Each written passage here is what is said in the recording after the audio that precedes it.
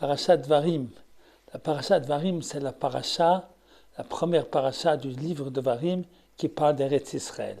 La deuxième, elle parlera, Parashat Vaïtranan, de la Torah. La troisième, du lien entre la Torah et Eretz Israël. La quatrième, la centralité de Yerushalayim et du Beit HaMikdash.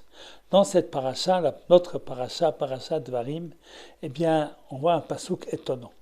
On nous dit malheureusement que les enfants d'Israël, après avoir reçu la mitzvah de monter en Israël, n'ont pas voulu monter, et on nous raconte combien ils ont été punis. Et à la fin de leur punition, on nous dit, Moshe Rabbeinu dit, Yambi tanav Hashem biglalchem, car moi, aussi Dieu s'est mis en colère contre moi à cause de vous, en disant, Gamata, toi aussi, l'otavosham, tu n'entreras pas là-bas.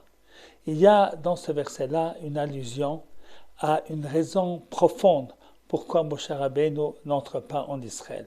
Qu'a priori, il y a une question. Pourquoi qu'il dit à cause de vous? C'est pas à cause d'eux. C'est à cause de Moshe Rabbeinu qui a parlé au rocher, qui a frappé le rocher au lieu de lui parler. Mais en fait, tout celui qui étudie cette paracha de Chukat, on a beaucoup de peine à savoir quelle était véritablement la faute de Moshe Rabbeinu.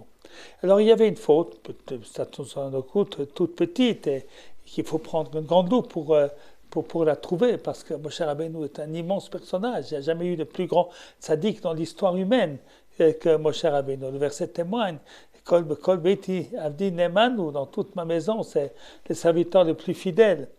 Mais il y a un point important qui nous est dit ici en allusion. Vous ne montez pas. Alors moi, je ne peux pas monter non plus. Moi, je suis attaché à mon peuple. C'est ce que Dieu lui dit.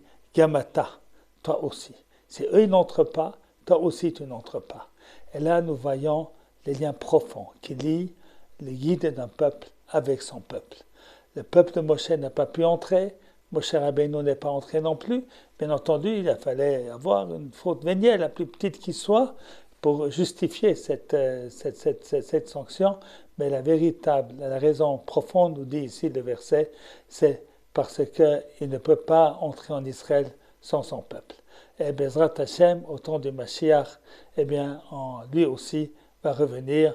Et on Eretz Israël, Shabbat Shalom à tous.